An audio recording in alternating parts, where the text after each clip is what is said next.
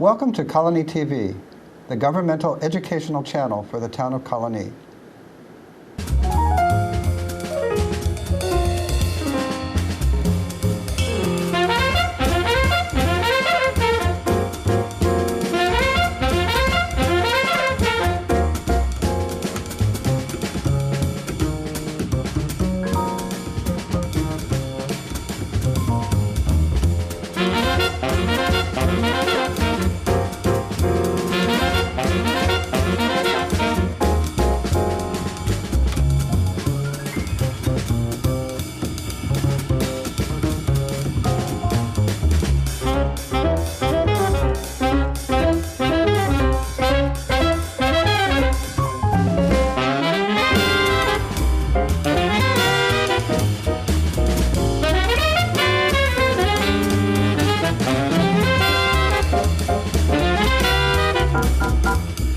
Hello and welcome to Real Conversations with Lisa and Susan. I'm Susan. And I'm Lisa. Welcome. Today we're going to be talking about gun control. A very serious topic, but very timely. Yes, and we're going to be talking about many different aspects of it, including, how does this whole issue of mental health figure in, and some of the myths and just misinformation that people have about the whole issue. And we're just going to be scratching the surface of this topic, but it's so important that we felt we really needed to address it. There have been so many things in the news lately, and some new legislation that's being proposed. Governor Cuomo really made it a big issue in his recent State of the State. And of course, with some recent shootings at not only colleges, but also at some K through 12 schools. It is an extremely sensitive issue. Unfortunately, was not really discussed much in the recent presidential elections, so everyone is kind of waiting with bated breath to see how everything will unfold. As people discuss more and more, it seems like it's not just a criminal justice issue, but there's a big mental health component. And, the question becomes, how well have we really dealt in this country with issues surrounding mental health? I have my own personal opinions about that. No, really?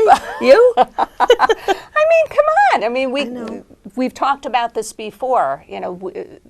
Where are we with just stress, handling stress and having people, there are so many issues that we need to get better at dealing with in this country that go to quality of life. And this isn't new. How many years ago did the whole going postal thing, when that was the... Yeah, it's almost like a cute phrase. No, I know, but when it first happened, that was devastating. And, and we get these knee-jerk reactions to when something happens, but... And then we pass a new law. Yeah, which is not necessarily the best way to deal with it, right. But, that's like people want immediate relief. And so we're going to be talking about this from a couple of different angles. We have terrific guests, as always, and we're just going to be, as I said, we're going to be starting a conversation that's, that's really a national topic at this point. So we'll be back in just a couple minutes to introduce our guests, and we'll see you soon.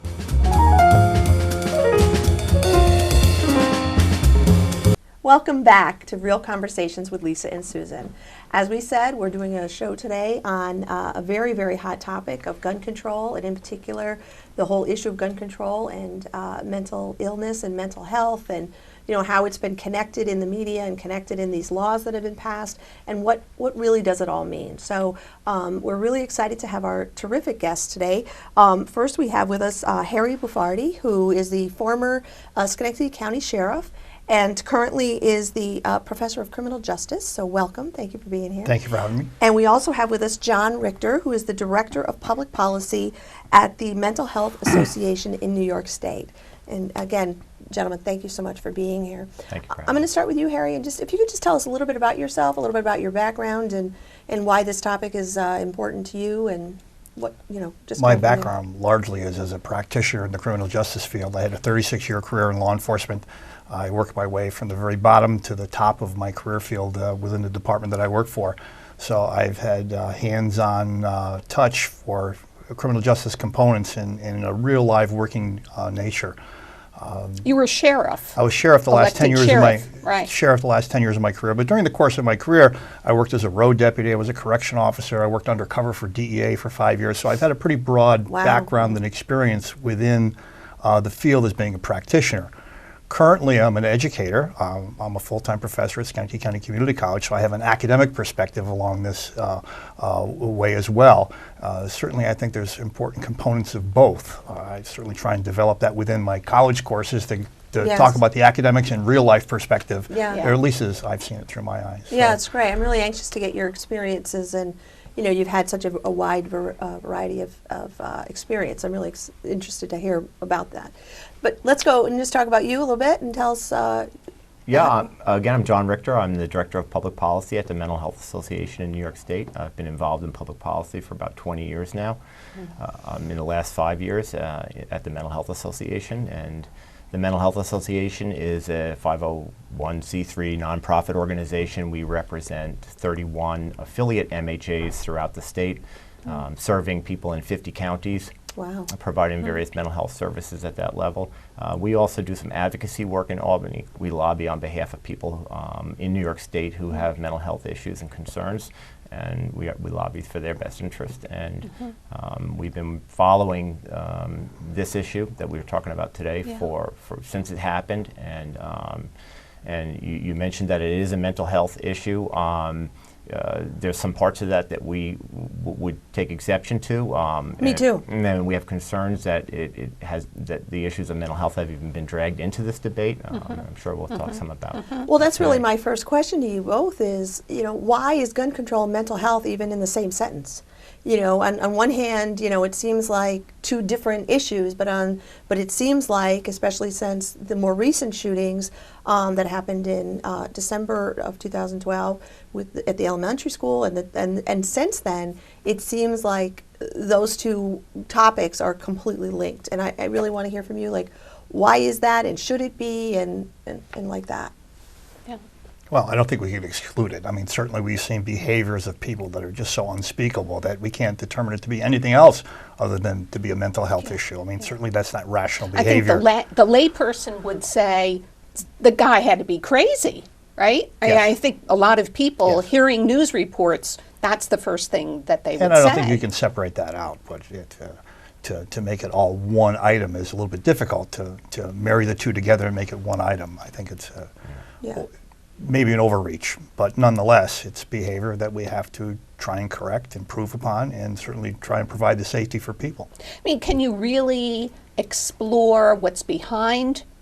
I mean, can you really get a handle on controlling or eliminating that kind of crime? And we're talking about, shootings, gun shootings, shooting sprees at schools, really is what we're talking about. Can you really seriously get a handle on that behavior without looking at the issue of mental illness, without pulling that into it? I think it certainly has to be part of the discussion. I mean, certainly the activities of some of the things that we've seen occur recently is crazy.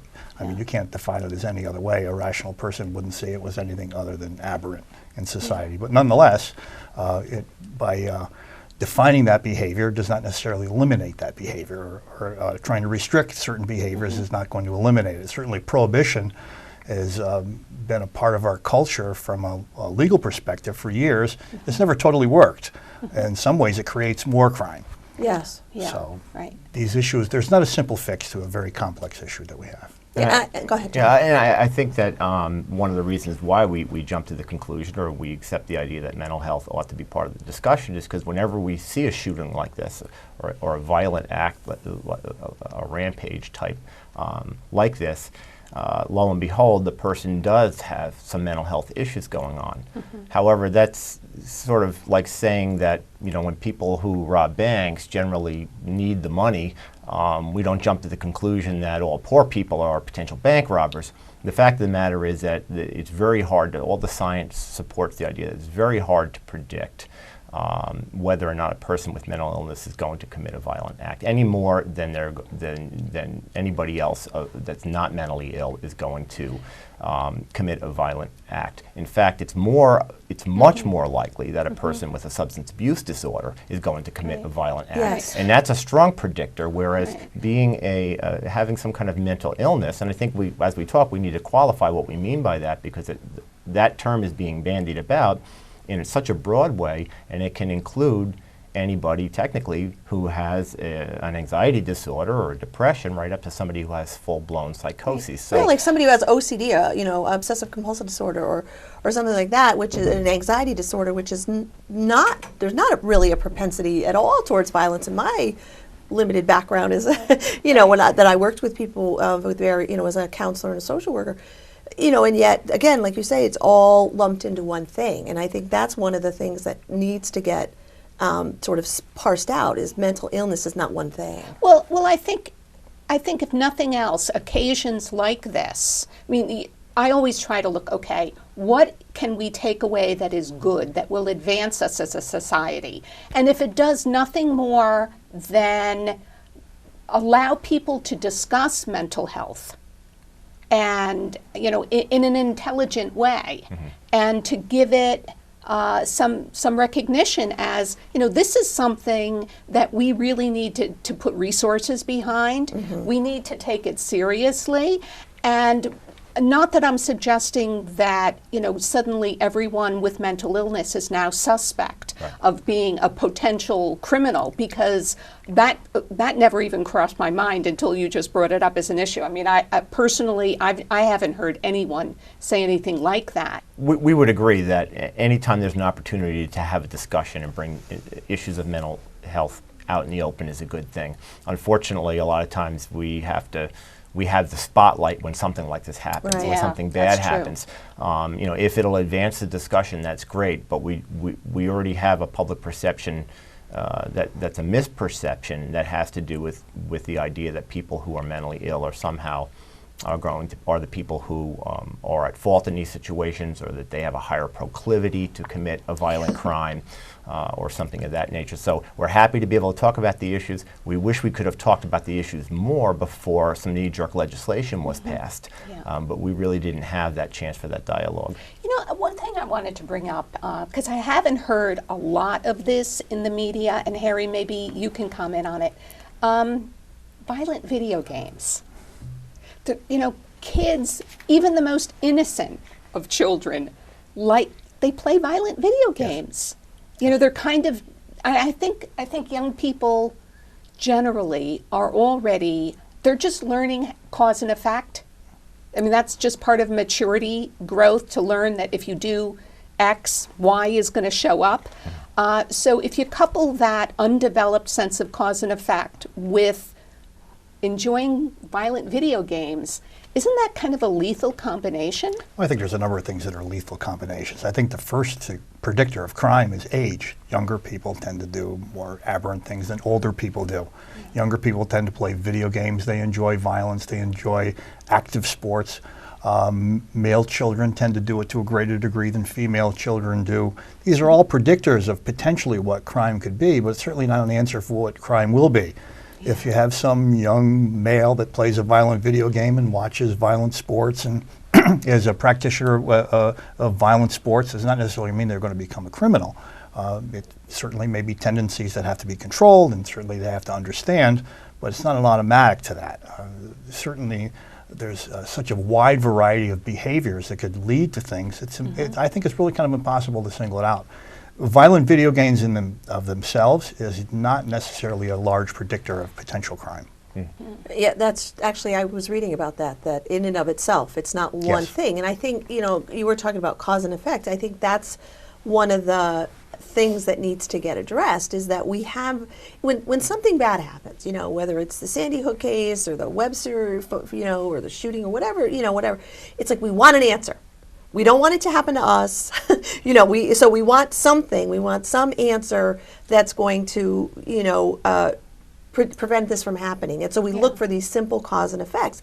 And I think that's a mistake. I think that, we have to look at a more comprehensive perspective to see, what can we do and bring that thinking to it, Right. rather than having those sort of knee-jerk responses. Well, just coincidentally, that Friday that the news broke about Sandy Hook, I happened to be correcting a number of research papers that my students in my policy course had written, and the vast majority of those papers were on gun control.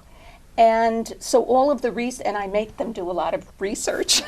So all of the research that I was reading was that when legislation is passed in reaction to a violent event, and it restricts access to guns, that typically the result of that is that crime goes up, because the people who are going to get guns to commit crimes, they don't care about the restrictions. They're going to find guns whatever way they can.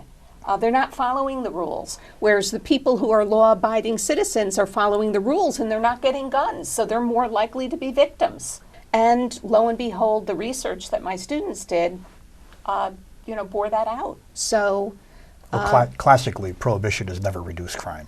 It's only created crime in a number of different ways. And I think people have that simplistic approach, like there ought to be a law against that. Like that's going to settle the whole issue, but when in fact it doesn't. Sometimes creates more issues. Right, and I think politically, the politicians want to say that they're doing something. They want to be responsive, and what they do is they pass laws. That's what they do. That's their job. They pass laws.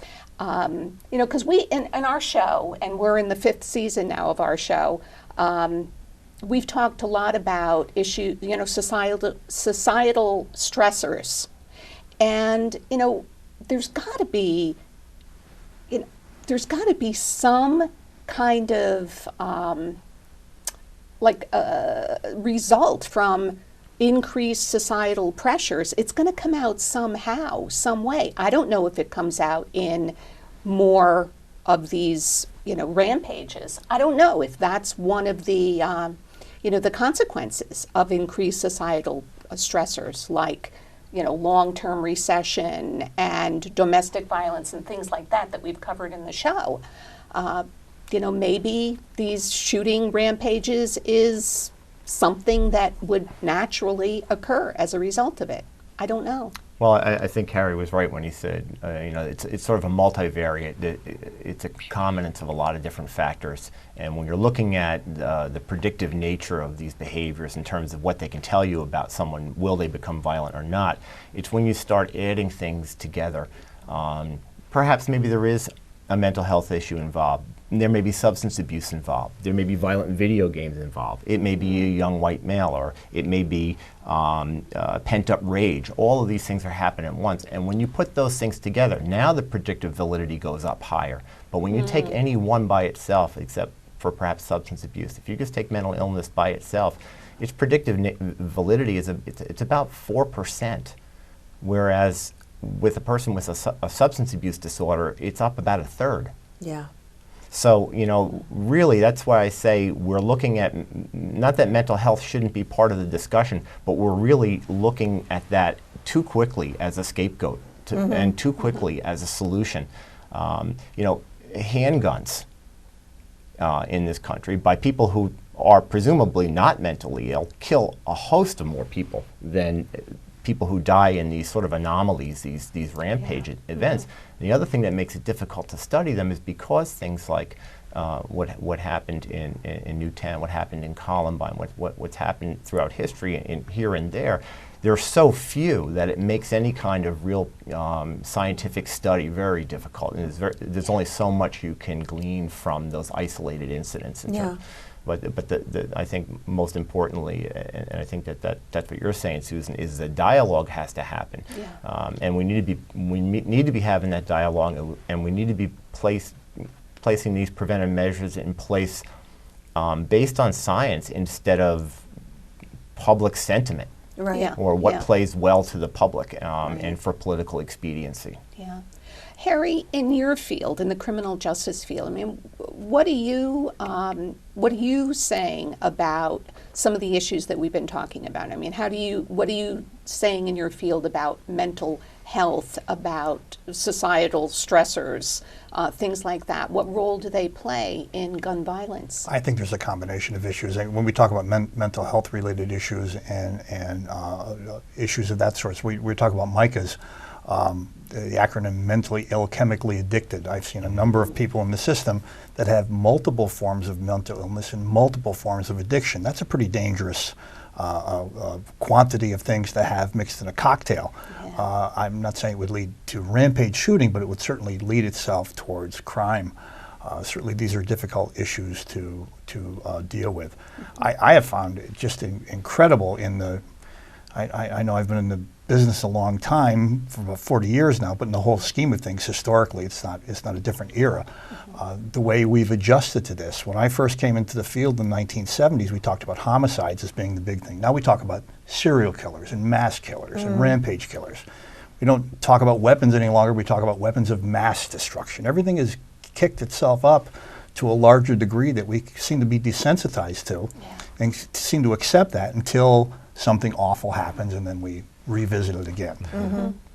But some of these things that, the weapons of mass destruction, and, fast forward to today, I mean, these things are just unpredictable. And Are they mind-boggling. And you wonder how much of it is related to the sensationalism of the media and, Well, and that's things been like bandied that. about. Absolutely, certainly. I think that has a, it's like one thing happens, like to get people's attention, it's got to be so much bigger and so much more It's out there. glamorized. You're saying that some of these big shootings, they're glamorized in the media. Yeah, I think the media would argue that they're not, but, you see, again, 24-hour coverage of a shooting, which I'm not saying there shouldn't be, but I'm saying, we got a war going on. We don't get 24-hour coverage of that. Right. It's like, we don't get 24-hour coverage of the children dying in Africa who are starving to death. Do you know what I mean? There's this that doesn't play in the media, but. The first day that Sandy Hook happened, I happened to be on vacation that day, so I spent the whole afternoon watching, glued to the television watching CNN.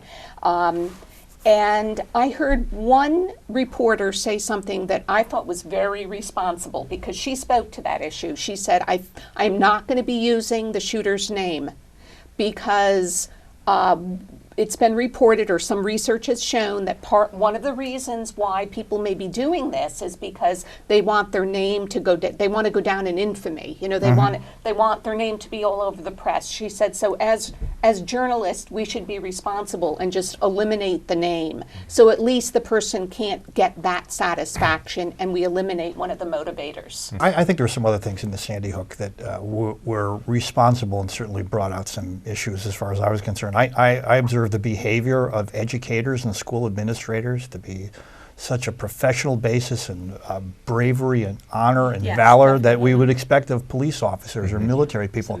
These were school teachers that rose to the occasion.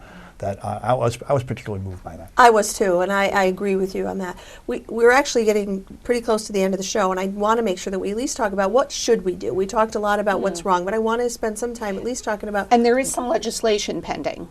Well, there is the governor signed legislation, and and that there's a number of provisions in there that affect the penal law, the mental hygiene law, and other laws as well. And Harry, I'm sure, can speak to some of the penal law issues and the gun control measures. Our biggest concern over the mental health provisions that are in the law is that it'll have a chilling effect on people who would otherwise be seeking service, or for that matter, the average person getting them to mental health services can be a challenge in and of itself because of the stigma that exists. Yeah. On top of that, add to it the fear that something they may say or do during therapy will trigger that licensed therapist to report them. Quite frankly, has some of them thinking twice, and if they do go to therapy, are they going to be as fully disclosing as which is important for therapeutic value, to be completely disclosing and to trust your therapist. Well, that's one of the reasons for the privacy laws in the first place, so that people are completely open and forthright about their condition. That's right, and this provision would require licensed professionals to report people if they felt as though they had if they were going to be violent to themselves or others. Now, never mind the fact that studies have shown that psychiatrists, for example, are only slightly better at predicting who's going to be violent and who's not as compared to the regular person. But moreover, the the people that won't go to get help now because of this. We had calls all week long. I had calls from veterans. I had a call from a veteran who has generalized anxiety disorder. He's been getting help, thankfully. But veterans are one of the hardest groups that we have to come forward and get help for things like PTSD, because there's a lot of cultural things in the military and in our culture that are stigmatizing, and they don't want to go to get help. The last thing they need is one more provision that might scare them, that they might lose. This gentleman was concerned that he would lose his guns. His buddies down at the VA were already chatting about, be careful what you say, don't tell them this or don't tell them that. Well, that goes back to the issue of eliminating the stigma and really making conversations about mental health more open and reducing that stigma. Well, there's a number of things that in this legislation that restricts the use and controls guns. Certainly, as was said earlier, that law-abiding citizens will probably go along with this, even if they don't like it. They might resist it and they might rebel against it, but they will follow the rules. Citizens that don't follow the rules will not. I think creating legislation isn't automatically going to do that. Certainly the argument is against assault weapons. They're certainly scary, they're certainly high capacity, they're certainly efficient at killing people. There are some values in it that would only rely on killing other human beings, not for hunting or anything else. But the restriction of that certainly brings about some difficulties and constitutional issues. And I think a lot of it's got to do with where you live or how you were brought up or what your background was. If you were raised in a gun culture, you're going to be more supportive of that. Right. Yeah. And we do have a constitutional amendment that guarantees the right to bear arms. So Yes. Well, this is definitely a discussion that bears more discussion. I should say a topic that bears more discussion, and we really appreciate you being with us today to at least get the conversation going. And we'll be sure to make sure in the credits that there's some websites available for people to look for further information. So we just really want to thank you so much for being our guest today, and we really want to thank you for watching Real Conversations with Lisa and Susan. thanks for watching.